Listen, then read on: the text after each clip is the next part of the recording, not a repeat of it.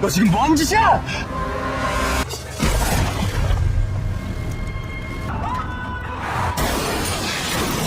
The eviction's residents were disputing with Lee Chao when he fell off the building. He was taken to the hospital for treatment.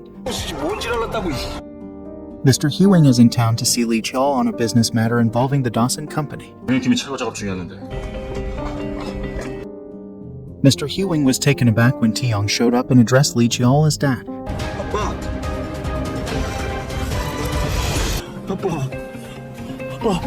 Sung-chun concluded that his fright caused him to fumble with his pronunciation. Many reporters cover work accident news, so Sung-chun requested permission to wait for Lee Chao at the hospital. This is to protect the company's good name. Mr. Hewing and his attorney were impressed by Taeyong's newly mature demeanor, but Mr. Hewing couldn't help but wonder what had changed in Taeyong.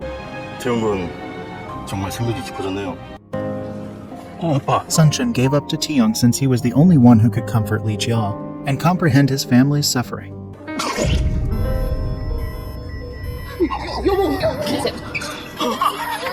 Lee Chao's grave condition necessitated surgery, and Sung-han was saddened since he believed it was divine punishment for his habit. Become wealthy at the expense of his family. Sung-chun returned home to search for a golden spoon before planning to meet the antique seller, who was also expecting to see her before sundown. After Sung-chun had washed the dirt off his face at home, Junti had taken a gold spoon and struck him repeatedly because he thought he was going to steal money. After Sung-chun almost escaped and fled until his cash dropped out, he was quickly approached by an antique dealer who begged him to help revert to his old identity. The elderly woman also told Sung-chun that he could meet her again in a year and have the chance to change parents again if he had to go home and eat with the spoon only once. Sung-chun knows he will never put his family through the hardship of being wealthy. After Lee Chao's successful operation, Sung-chun's mother sent her son home, so he wouldn't have to wait for his husband at the hospital.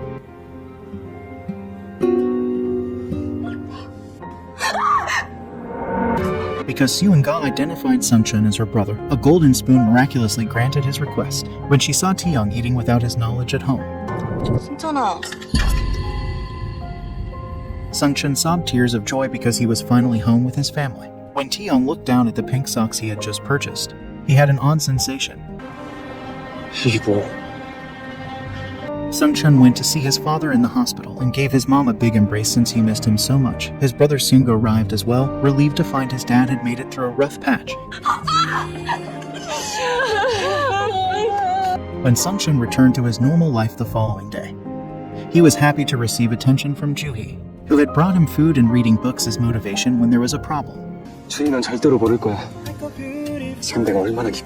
Monkey wakes Taeyong to let him know if Mr. Hewing is waiting for him. While Taeyong fantasizes about his mother's kimchi stew breakfast, Taeyong didn't believe Monkey when he said his mother had died because he'd recently had a strong sense that his mother was still around. Taeyong is enraged when Junti and Yongsun accuse Sung-chun's family of taking advantage of Taeyong's compassion when Mr. Hewing questions about the flat Taeyong bought to support Sung-chun. Mr. Hewing took over the situation with the apartments because he did not want his son meddling in the lives of the underprivileged.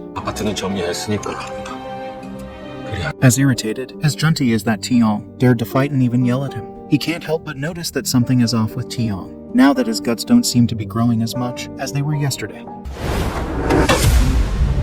Perhaps in an effort to smooth things over between them, Monkey apologizes to Taeyong for letting the cat out of the bag about the flat and for not being able to do anything about the juntao because he didn't want to deal with Yongsun. Taeyong struggled to recall why he had purchased the apartment, wondering why he had socks in his jeans pocket at the time. Moving on to the Sung-chun family, who are experiencing fresh difficulties. The contractor leader requests Lee Chao to pay for the expense of repairing his struck automobile of 100 million won, because they are unsure of where to get such a large sum of money. After a month of Sung-chun eating with a golden spoon, Yojin begins to question if he has reverted to his former ways, or if he is still Taeyong despite being forced to abandon his family. After meeting the genuine Taeyong, Yojin learned that Sungchun had gone back to live with his parents. Ju-hee listened in on his friends asking Sungchun about money troubles at home. 승찬아, 어떻게 됐어?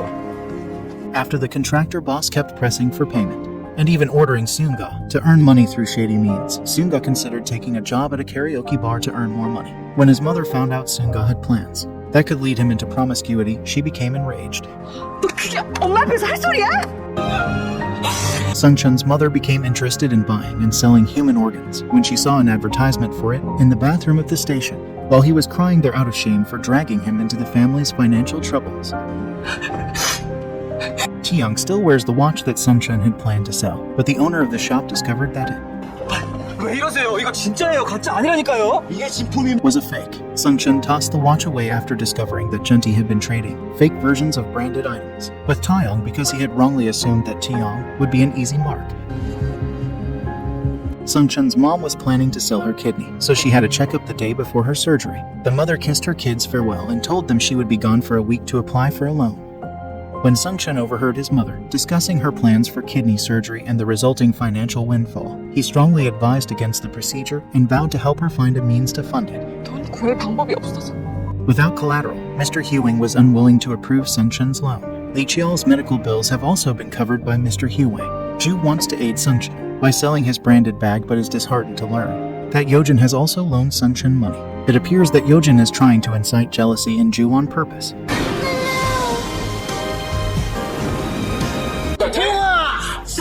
Taeyong threw a graduation celebration for his pals the year after they all finished high school. Sungchun couldn't join in Ju's celebration since he needed the money from his job to pay for living expenses and tuition at university. 나 고생하겠냐? Ju-hee didn't think Yojin and Sungchun were becoming romantically close when Yojin asked Sungchun to pick him up from the cafe on purpose, but Sungchun's demeanor suggested otherwise. 주희야.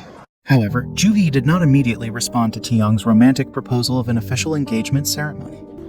나 말고 네 맘속에 있는 거.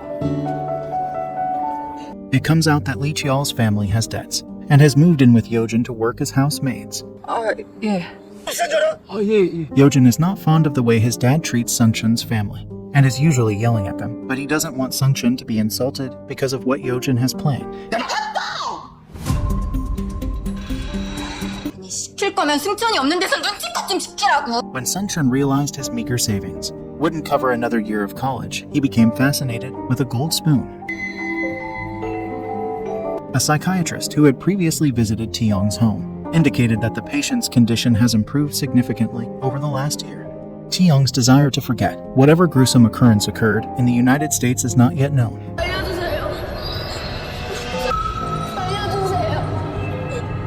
Taeyong overcame his fear of flying without resorting to drugs by using a relaxation method he was taught in the past. Taeyong failed to remember that it was Lee Call who provided the instruction. Even though Ju-hee is there to congratulate Youngsun on the release of a new album, his presence threatens to call off the planned wedding for a second time. 오랜만에 음반 내신 거 Both were taken aback by the sudden appearance of Yojin and Sungchun, who had come to congratulate Youngsun and present him with presents. Sungchun saw Ju-hee in that state and decided to leave immediately so that he could get away from the woman who did not deserve to love him. 그래, 그럼 우리 다 같이 차 한잔 하자. It turned out that Yojin was treating Sungchun like a personal shopper. 짐꾼이에요. Ju-hee warned Yojin from publicly embarrassing Sungchun, recalling that Yojin had once been a modest person who befriended those of all socioeconomic backgrounds. 됐어. 우리 다 친구잖아. 대선 염치도 자존심도 없는 그런 애라고. Yojin let it slip that he knew Sungchun's dirty little secret, that he regarded Sungchun shameless since he would do anything for money during the time he resided at his place. 정나라가 살던 그 집에. 주희야. Sungchun and Taeyong seem to overhear the conversation between the two girls, and he is being forthright with Ju-hee about the reasons he has been neglecting and concealing his miserable existence. 염치도 자존심도 없어. 천아. When Sejun confessed his love for Ju-hee, he departed from Taeyong's home. Exactly then, Ju-hee came up to him and gave Sungchun a big embrace. 나도 너 좋아해. 좋아해, 승천아. Mr. Huang and Youngsun run into Mr. Na and the troubled youngster while out playing golf. Mr. Hewing, after witnessing this, was thinking about putting some of his money into the UBS TV company. 신이 우리 준태 자리 챙겨주겠다니. 네가 왜 만나? Taeyong, who was looking to meet Sungchun, and Ju both showed up at Yojin's residence at the same moment. In another setting, Yojin and Sungchun hung out by the water. Yojin told Sungchun he traded the golden spoon to Nara for money. 금수저를 쓴 거였어? 네가 정나라였단 말이지? Sungchun has experienced life as Tiong, but he has resolved not to utilize the golden spoon since he values his loved ones and the constant company of Jui. 엄마, 아빠랑 누나, 그리고 주희랑. Because Sungchun no longer wanted to use the golden spoon, Yojin threw it into the lake. 너 지금 뭐하는 짓이야?